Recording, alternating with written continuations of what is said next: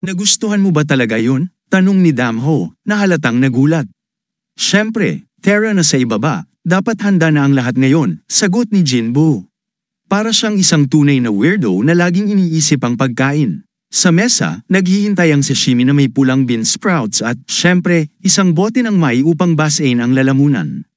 Nagpasalamat ang mga binata sa dalagang nagdala ng pagkain para sa masarap na handa.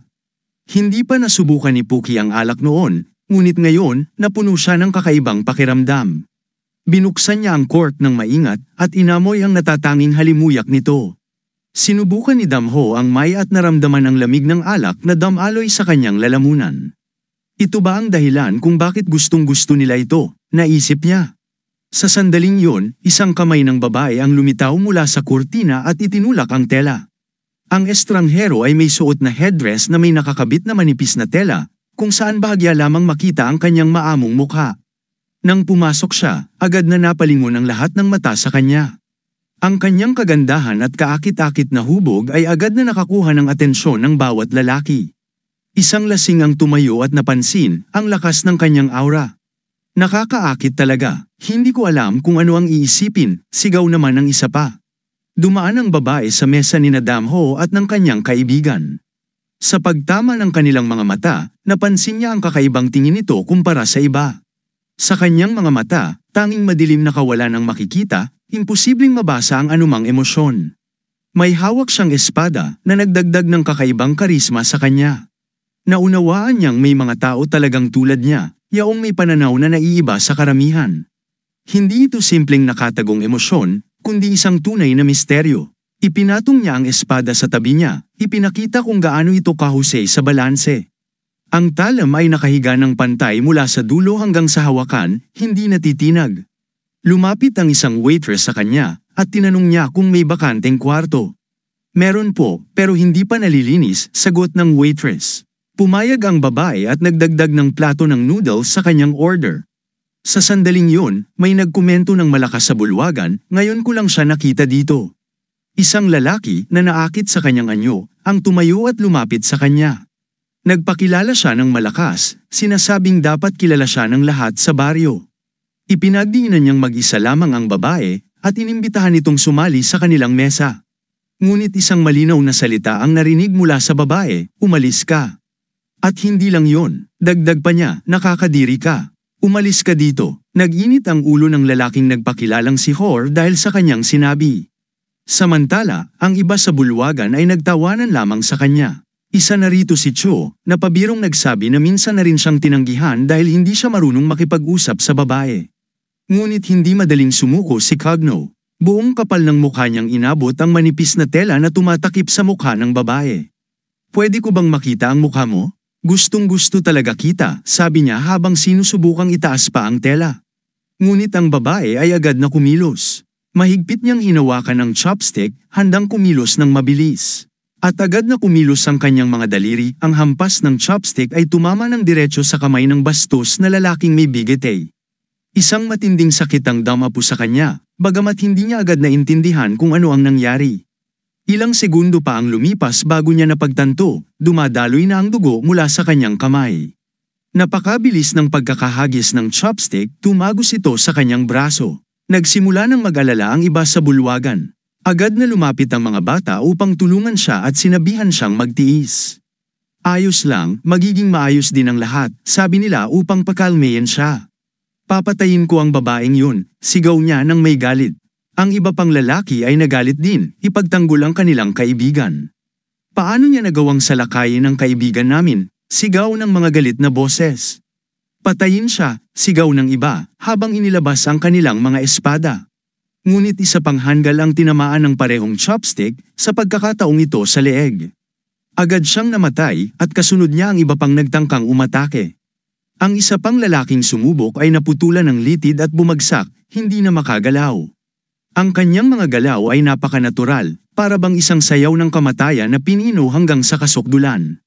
Kahit ang mga bihasang mandirigma ay walang pagkakataong manalo, bumagsak silang lahat sa lupa, para bang mga papel na nawalan ng tali.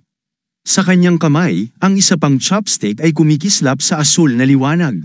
na naging kanyang sandata. Maingat na pinagmamasdan ni Damho ang lahat ng ito, na natiling hindi gumagalaw at tahimik. Sa wakas, naunawaan ng mga lalaki na nakaharap sila sa isang hindi may larawang lakas. Maliliit ngunit eksaktong mga hiwa ang lumitaw sa kanilang mga katawan sa mga kritikal na bahagi. Yumuko ang babae sa isa sa kanila at malamig na nagtanong, "Gusto mo pa bang makita ang mukha ko?" "Hindi na, patawad na, maawa ka," pagsusumamo nila habang gumagapang sa kanilang mga tuhod, halos umiiyak. "May karapatan ng lahat na magkamali," sagot niya, ngunit ang kanyang tinig ay nanatiling malamig. Pagkatapos ay sinabi niya sa kanila na magmadali. Bagamat hindi malinaw sa umpisa, ipinaliwanag niya, "Kung makarating kayo sa doktor sa tamang oras, maaaring mapigilan ang pagdurugo. Kung gusto ninyong mabuhay," dagdag niya ng may panunuya. Lumingon si Pookie kay Damho at sinabi, "Napakagaling ng babaeng ito. Pero makakahanap kaya sila ng doktor? At kung sakali, may iligtas pa ba sila?" Ang matalim na espada na gawa sa chopsticks ay hindi lang naghiwa ng kanilang balat kundi tumagos rin sa kanilang mga puso. Tanging Diyos lamang, na kayang magpagaling ng mga kaluluwa, ang maaaring magligtas sa kanila. Naalala ni Damho ang mga bundok ng bangkay na nakita nila noong una. Walang duda, ito ang kanyang gawain. Pagkatapos ng tahimik na hapunan kung saan walang nangyari maliban sa lahat ng tahimik na namatay, ang natitira ay pumunta na sa kanilang mga silid. Ang babae ay nagtungo sa kanyang silid na nalinis na. "Anong nakakapagod na araw, at wala pa ring natagpuan," sabi niya sa sarili. Napakaraming pagsubok na walang patutunguhan, para bang mga langaw na lumilipad sa kanyang harapan. Hanggang kailan pa ito magtatagal? Tanong niya sa sarili. Tahimik niyang binanggit Mount Gugan. Habang papalapit siya sa bintana, tumalon siya pababa at nagtungo patungo sa palasyo na matatanaw mula roon, umaasang makahanap ng sagot. Ang Mount Gugan ay ang lokasyon ng palasyo na nasa tuktok nito. Tinawag itong Gugun Palace. Sa gitna ng katahimikan ng gabi, isang lalaki ang nakatayo sa looban ng palasyo.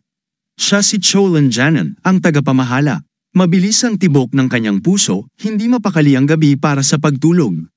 Tinanong niya ang sarili, karaniwan, kapag dumilim na ang gabi, ang kalangitan ay puno ng mga bituin sa ibabaw ng bundok. Bakit ngayon parang napakadilim? Isinasaalang-alang niya ito bilang isang masamang senyales, ngunit hindi madaling tanggapin ang ganoong pakiramdam. Hindi niya maalala ang huling pagkakataon na nakita niya ang kalangitan na ganito kadilim. Marahil, resulta ito ng mahiwagang pakikialam, pumasok sa kanyang isipan ng hindi sinasadya. Ilang tao kaya ang mamamatay sa pagkakataong ito? Biglang naramdaman niya ang presensya ng isang tao sa likod niya. Isang tinig ng babae ang narinig. "Ikaw ba si Yen Jenan?" Sa halip na sumagot, tinanong niya, "At sino ka naman?" Idinagdag pa niya, "Kahit sa araw, malugod kang tatanggapin dito. Upang makarating ka rito, kailangan mong dumaan sa 3 border gate na mahigpit na binabantayan. Ito'y isang protektadong lugar. Isa ka bang master na kayang linlangin ang mga mag-aaral ng palasyo?" Nagpakilala ang babae bilang si Imyagan at ipinaliwanag na pumunta siya doon upang magtanong tungkol sa isang mahalagang bagay. Agad siyang nagkaroon ng kakaibang interes ngunit naintindihan rin niya kung bakit nasa bundok ang babae sa ganoong oras. Handa siyang sabihin ang lahat ng nalalaman niya. Nabanggit ng babae na interesado siya sa mga banal na relikya. "Hinahanap namin ang mga relikyang ninakaw mo mula sa aming paaralan," malamig niyang sinabi. Sa mga salitang yon, naunawaan ni Yen kung sino ang babae at ang dahilan ng pagdating nito. Nagpatuloy ang babae, "Saan mo itinago ang mga ninakaw mong gamit?" Sa puntong yon, naging malinaw sa kanya na siya ay isang mangkukulam. Kinabukasan, sa bakuran ng mga panauhin sa Panan, tahimik na nagsimula ang umaga. Inihanda ni Chubby Chef ang isang putaheng tofu at buong galak na inilapag ito sa harap ni Damho. Bagamat tahimik si Damho, hindi niya maitago ang tuwa nang masilayan ang masarap na pagkain. Sinabi ni Pookie na ang lokal na chef ay bihasa sa pagluluto. Inabot ni Damho ang kutsara at kumuha ng isang bahagi ng pagkain upang tikman. Pinuri pa ni Pookie na nagpuyat siya buong gabi, masigasig na nag-aral kasama ang chef, at natutunan pa ang ilang teknik sa pagluluto. Ngunit bago pa man may subo ni Damho ang pagkain, biglang may nangyari. Harangan ang gilid na yon. Biglang nagsigawan ang mga armadong lalaki na pumasok sa silid kainan. Agad na hulihin ng mangkukulam, sigaw nila. Napansin nila ang mga master ng Gugun Moon na naroroon. Ipinaliwanag ng isa sa kanila na nasa bakas sila ng isang mago. Ang salitang mangkukulam ay nagdulot ng takot sa lahat ng nasa silid kainan. Ipinahayag ng lalaki na kagabi lamang ay nakatanggap sila ng balita na inatake ng mangkukulam ang master ng main gate at malubhang nasugatan ito. Napag-alaman din nila na ang mangkukulam ay naroon pa rin sa lugar na iyon. Tinanong niya ang waitress kung nasaan ang babae at kung saang silid ito nananatili. Nalito ang babae at sinubukang alalahanin ang mga nangyari. Siya ba ang dumating kagabi? Naisip niya habang nauutal. Tinuro niya ang isang silid sa pinakadulo. Nagpatupad ang mga lalaki ng mahigpit na patakaran hanggat hindi nahuhuli ang mangkukulam, walang sino man ang maaaring lumabas sa lugar na ito. Hinati nila ang grupo, ang iba ay nagbantay sa mga pinto habang ang natitira ay pumasok upang maghanap. Ang isa sa kanila ay maingat na binuksan ang pinto ng silid ng babae. Isang mahinang liwanag ang sumisilip mula sa loob. Ngunit pagpasok niya, sumigaw siya, "Narito, lolo." Subalit wala na ang babae. Umalis na ito. Nagutos siya na harangan ang lahat ng daan palabas ng lugar. Walang kahit isang kaluluwa ang dapat makatakas dito, mariin niyang sinabi. Ang kanilang misyon ay hanapin ang taong umatake sa may-ari ng lugar. Umaasa siya sa tulong ng lahat ng naroroon sa hotel. Ginaisang ang lahat ng kalalakihan ng maaga, marami sa kanila ay hindi man lang nakatulog. Subalit walang konkretong sagot mula sa sinuman. Hindi ko ito gagawin ng mag-isa, aniya sa sarili. Huwag kang maglihim sa akin, sabihin mo ang lahat ng nalalaman mo tungkol sa kanya, mariing utos ng commander. Subalit ang tanging impormasyon na nakalap nila ay dumating ang babae kahapon, nag-order ng pagkain, at kumain ng tahimik. Sa karagdagang mga tanong tungkol sa kanya, lahat ay sumagot na wala silang alam. Lalong naiinis ang commander sa sitwasyon na para sa kanya ay walang kaparakan. Bigla siyang lumingon kina Damho at Pak Koy. At kayo naman, mga kalapati, galit niyang sigaw. Naasar siya nang makita si Damho na kalmadong kumakain, tila binaliwala ang presensya ng commander. Lumapit ito, ang kamay ay nakahawak sa hawakan ng kanyang espada, at tinanong, "Hindi mo ba ako naririnig?" Ibinaba ni Damho ang kanyang pinggan sa mesa. Unti-unting nagbago ang kanyang titig, malamig at tumatagos. Ang kanyang mga mata ay nagsimulang magliwanag ng pulang kulay. Habang dahan-daang binubunot ng commander ang kanyang espada, natigilan ito dahil sa malupit at mapanganib na titig ni Damho. Parang tunay na mandaragit ang nasa harapan ko, naisip niya. Lumapit ang isa pang mandirigma sa commander, handang suportahan ang nakatataas. Sa ilang sandali, nakahanay ang lahat ng mandirigma sa harap ni Damho. Muling inulit ng commander ang kanyang tanong, "Kung may alam ka tungkol sa mangkukulam na yon, sabihin mo." Matipid na sagot ni Damho, "Wala akong alam." Inakusahan siya ng mga mandirigma na binaliwala ang mga salita ng nakatatanda, ngunit para kay Damho, wala itong halaga. "Wala akong nakikitang kabuluhan sa sitwasyong ito," sagot niya ng direkta. Sa paglakad ni Damho, napansin ng mga tao ang kanyang pagkapilay. Lumpo siya, puna ng commander. Ang obserbasyong ito ay nagdulot ng iba't ibang haka-haka sa mga naroroon. Isang kaisipan ang pumasok sa isipan ng commander, ito ba si Kyuma Kwan? Ang pangalan ni Kyuma Kwan ay konektado sa Mam clan, at ang mga bali-balita tungkol sa kanya ay kumalat sa buong Hub Province. Napayuko ang commander at marahang nagtanong, "Ikaw ba talaga si Kyuma?" Sa sandaling yun, naging malinaw sa lahat siya ngayon. Agad nagbago ang tingin ng mga tao sa kanya, pati na rin ang tono ng commander. Sa halip na utos, naging magalang at maingat ang kanyang mga salita.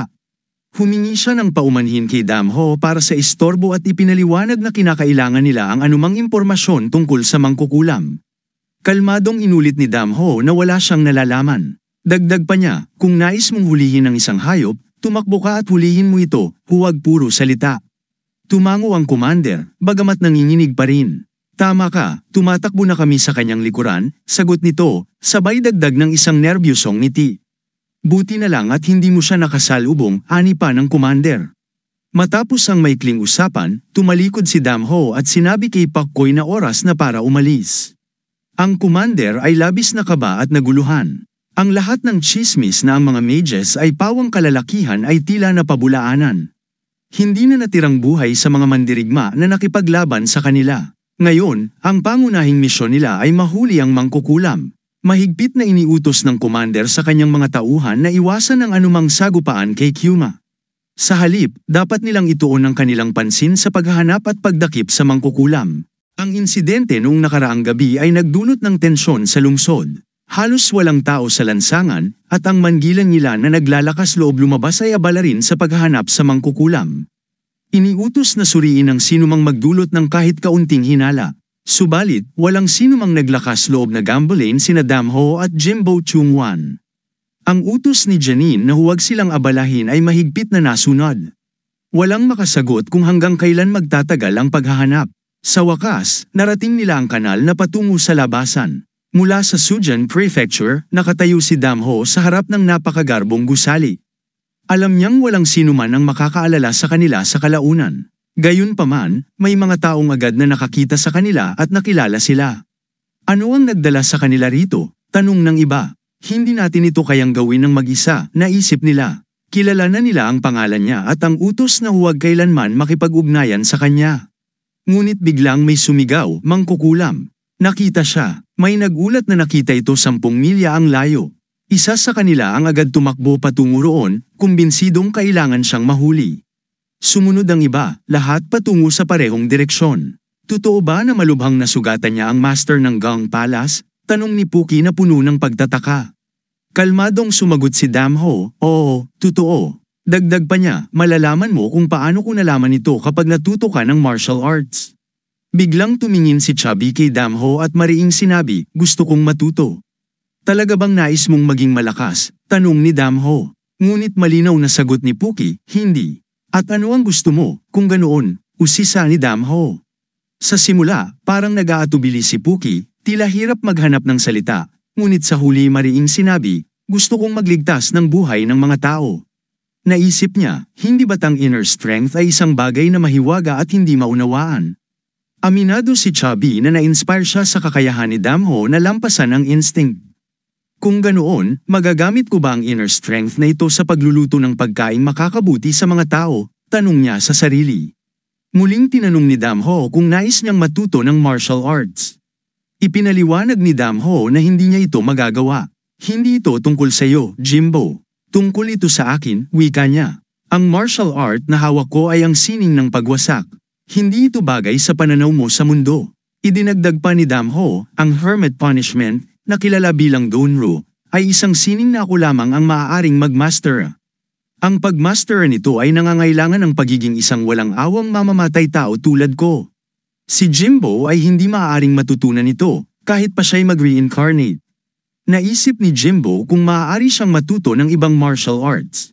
Ipinaliwanag ni Damho, ang martial arts ay maaaring piliin batay sa bawat tao. Tiyak na mayroong kaalaman at karanasan sa kung saan nababagay sa iyo. Matututo ka rin at mahahanap mo ang perpekto para sa iyo.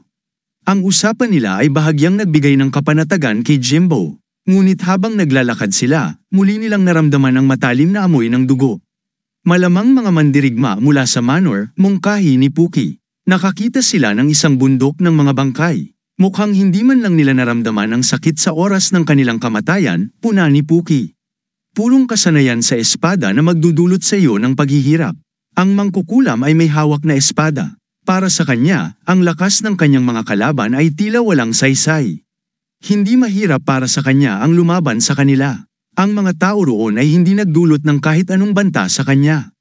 Ang katotohanan na kailangan niya silang patayin ay nagdulot lamang ng bigat sa kanyang damdamin. Habang pinapatay niya sila, sabay niyang sinabihan ng lahat na tumakas. Tumakas kayo, ito lamang ang inyong tsansa upang mabuhay, sigaw niya. Ngunit sa kabila ng kanyang mga salita, patuloy niyang ginamit ang kanyang espada upang pumatay. Hinarap siya ng commander, itinutok ang kanyang espada sa kanya. Kaya kitang patayin, sigaw nito. Tumalan siya mula sa lupa at dumiretso sa kanya. 2 sundalo ang hamarang sa kanya, ngunit sinabihan niya ang mga ito, lumayo kayo. Habang abala ang mangkukulam sa pakikipaglaban sa iba, sinubukan ng commander na lumapit mula sa likuran. Ngunit dahil sa kanyang matalas na pakiramdam, madaling naramdaman ng mangkukulam ang presensya ng commander sa kanyang likuran. Naniniwala pa rin ang commander na kaya niyang pigilan siya. Inilusot nito ang kanyang kamay pasulong, naglalayo ng isang masakit na atake,